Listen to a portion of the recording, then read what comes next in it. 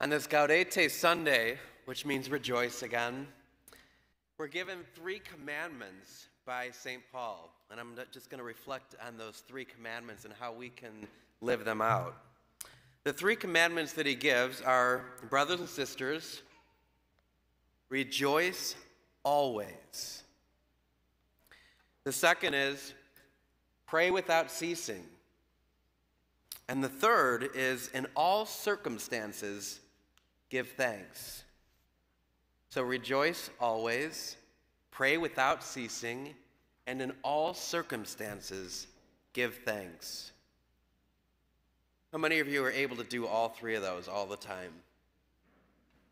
Anybody? No, a lot of no, shaking your heads, no. Those are three, they seem really difficult, if not impossible, commandments that we're given. And yet I can think of people who are like this for each one of them. So for example, rejoice always. Can you think of someone in your life that is always joyful? Seriously, I want you to try to picture someone in your life that rejoices always. Think of who that person is.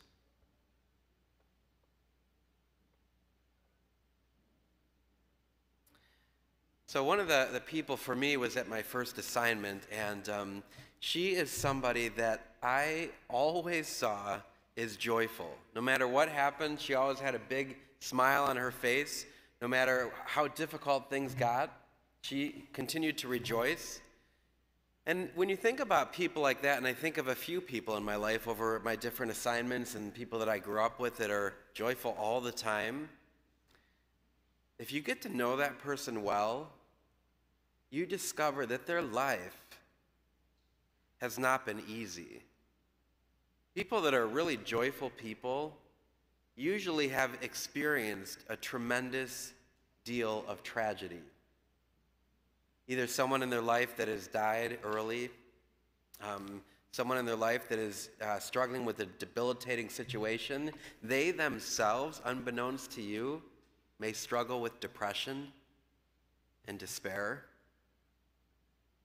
And yet we look at them and we see someone that is rejoicing always, even in the midst of really horrible circumstances.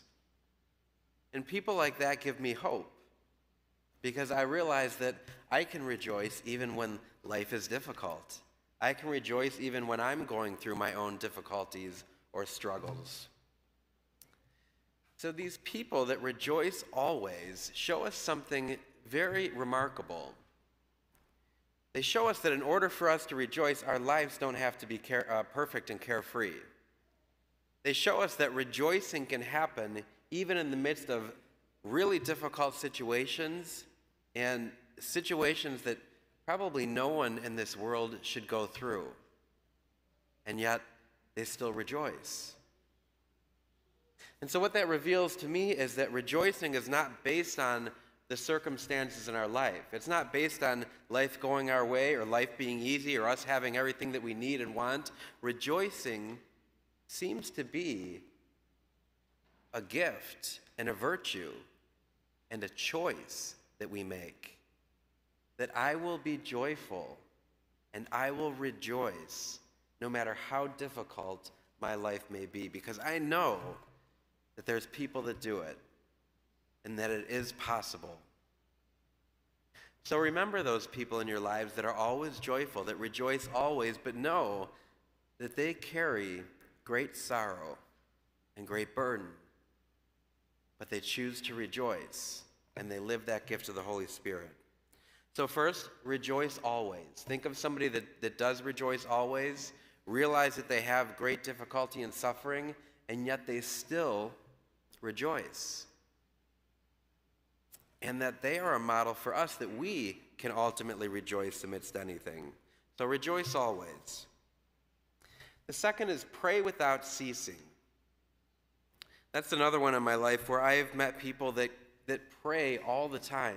And I don't mean just pray at specific times like praying the rosary, but they're in constant communication with God. They're constantly talking to God. They're constantly discerning. They're constantly going to God for everything. No matter what they may need in life, they immediately go to God. They immediately pray. Whatever choice they're making in their life, they go to God and they say, God, what do you want? They're constantly in union with God.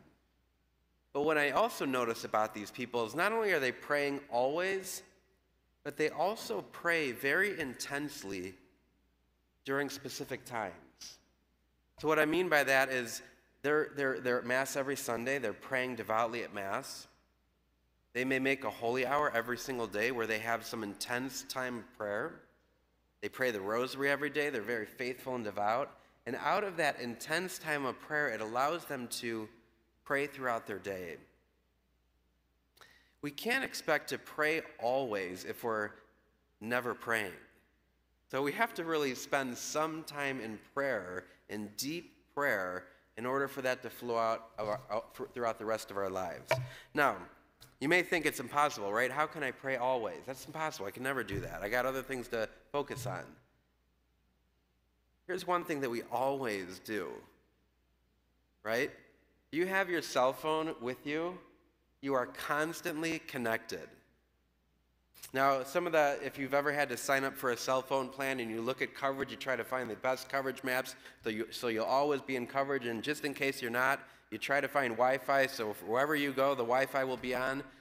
Always connected. We always have it in our pockets. You know what the average person checks their phone? How often? Once every 5 minutes. That's the average time that we check our phone. Once every 5 minutes. So while I've been preaching, you've already checked it twice, I think.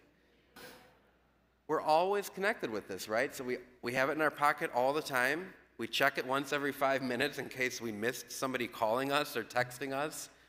If somebody wants to get a hold of us, they can get a hold of us at any time. We're always connected. So that gives us an example of how we can pray always. We can always be connected with our God. In just the same way that we have the cell phone in our pockets, we can always be going to God. Not only once every 5 minutes, but constantly checking in with God. How am I doing, God? Am I doing what you want me to be doing right now in this moment? Praising God, thanking God, being grateful, praying. All of these are ways that we can be connected always with God and pray without ceasing. But in order for us to do that, we do have to spend some time in focused prayer. Kind of like our phones. We've got to charge them every night. Well, we got to charge ourselves every day with focused, deep, intense prayer. When Jesus did this, he always went away by himself to pray. And so at least once every day, go away by yourselves to pray and to be with God. And that helps us kind of be charged. And then throughout our day, we can more and more be connected with him. So pray without ceasing. Rejoice always. Pray without ceasing. And finally, the third one is in all circumstances, give thanks. In all circumstances, give thanks. Now, we all know 2020 is the year that we just want to get behind us, right?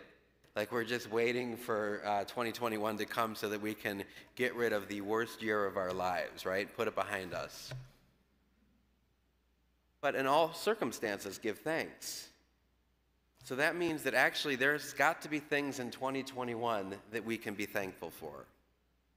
And I think that might be a good practice for all of us, just to, as we come to this end of the year, stop and reflect and go back on our year and think about all that we can be thankful for.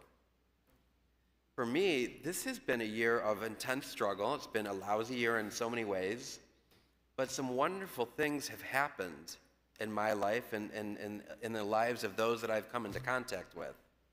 Now for me, 2020 brought me here to Holy Family.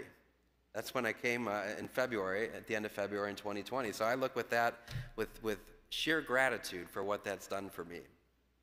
2020 has brought me into a group of close priest friends where we get together once a week just to socialize and hang out. I have another group of priest friends that we do that Exodus 90 program together. And so I've made even closer friends with them. 2020 has been filled with a lot of things to be thankful for. And it's a great example of how in all circumstances we can give thanks. It's been a horrible year in so many ways, right? We just want to get it over with. But we can find tremendous things that have happened in 2020 that can give us thanks. So as we celebrate this Gaudete Sunday, just remember those three things. Pray without ceasing, rejoice always, and in all circumstances give thanks. Rejoice always, pray without ceasing, in all circumstances give thanks.